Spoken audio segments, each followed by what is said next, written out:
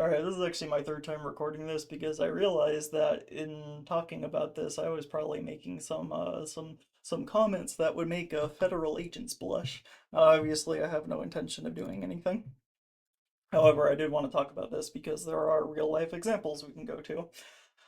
So, I'm getting kind of tired of reading this comment, but I'm going to do it again. So this doesn't stop at porn games, it doesn't stop at violent games. You can get mad now and fight back while you still have allies, or wait until they come for what you care about when everyone else has given up. There's a lot wrong with this statement. There's a lot wrong with that. It is something I personally do not agree with. So obviously, if it wasn't apparent, I am not a fan of payment processors censoring things. I think that is a horrible practice. I don't think your brand image needs to be protected when you are just dealing with a transaction. I don't think it reflects on you as the company. I don't think it reflects on your opinions, and I think that having that kind of policy should be considered illegal. But that's just me. So in case you were worried that I was like some crazy contrarian because I'm not a big fan of stop killing games uh or agree with how the government is going about with age verification, uh it doesn't mean I'm a contrarian, it's just I'm seeing things the way that they're seeing things. You know what I mean?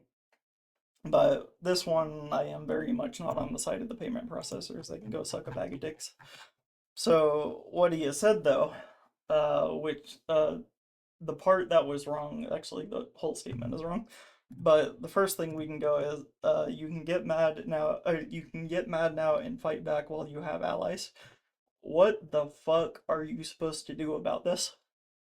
Like what is your actual option? I mean, you can go point to some people that have done some pretty drastic things that again have made federal agents blush, but that's not realistic and it also won't get you very far. So what's the next best solution? I can't think of one. Like, write your congressman, complain to the EU, do whatever it is you're gonna do. Like it's not gonna change shit. So what he has done is he has said that so he has said you can fight now back while you have allies or wait, and it's like, okay, so are we blaming the people that are in this situation? Because let's rope this to or let's bring this to a real life event that I don't really watch this on Piker, but I saw his debate with Ethan Klein, and he brought up some point that I thought had some merit to it, which was Ethan said that Hamas are terrorists, right? And obviously, sure, whatever. But Hassan said, well, if they're being genocided, their actions are justified because they are retaliating against a state that has all the power. And they are merely trying to get back at an oppressive situation where this is why I bring up this analogy though, because he has said he tried to paraphrase a quote, which was first they came for whoever and I didn't cry because I wasn't whoever, then they came for me and there was nobody left to cry for me.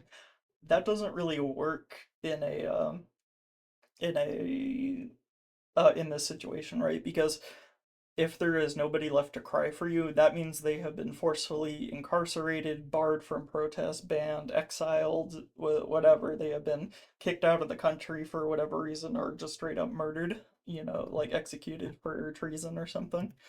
That's really where that quote is going, is that if nobody is literally allowed to protest for you, then you are alone. And what that's saying is there are people that consider themselves higher up on the moral ladder. And this is what I've said about furries is this is probably a very hot take, but furries need to figure out that queer liberation includes embracing everybody for what they are and possibly giving them some sort of support group. This would mean that if you were something like a zoo, you are technically still a furry, and if furries decide that zoos are no longer welcome in their communities, they will quickly find out that there are people out there that really hate furries, and if they get into power, they will be lined up along the same wall as zoos and shot in the back of their heads.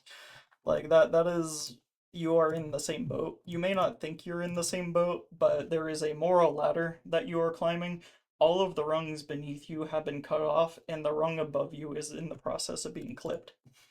That is that is kind of the situation you will find yourself in, and that is why, if you truly want queer liberation, if you really want true freedom, you will have to learn to accept these people. Now, that doesn't mean that you have to make the things they do legal, but it does mean that you have to accept that these people exist and they will always be there.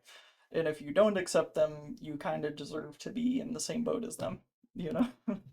Because your flavor of degeneracy is not any better than their flavor of degeneracy. It may seem like it, but there are those who consider themselves more morally righteous than you that will gladly execute you if they were given the chance. So that's your hot take for the day. But basically, he has compartmentalized in this comment. He said that people will give up if the things that they want to be, or the things that they don't want to be banned are banned. So this would mean that that furries lose their initial battle and the furry games get banned. Let's say that actually you do end up banning the like zoo games or just like furry adult dating sims or something, whatever it ends up being. Stuff that people would generally consider pretty blatantly degenerate, you know? If you don't ally with them, then for some reason these people are like the soul of their paraphilia or something. Like that is the only thing they're interested in. So if they then go for violent video games, then these people just won't exist anymore for some reason because they only cared about furry games. That isn't really how this worked. Or that isn't really how this works.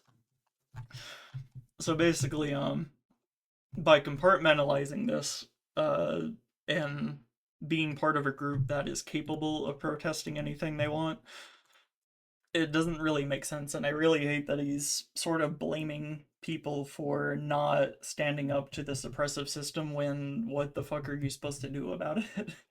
You know what I mean? Like, yeah, you can stand up and fight, and, you know, people are kind of riding high on stop killing games even though fucking nothing's been passed yet. But like what are you gonna do if you have to go up against Visa? Like there's absolutely nothing you can do there. And so by blaming people for not being able to fight against an oppressive system, all it does is further stigmatize everything, really. You know, like can I blame him for having a call to action and not describing what the action was? So it ended up failing in because these people didn't actually come up with real solutions. You know what I mean?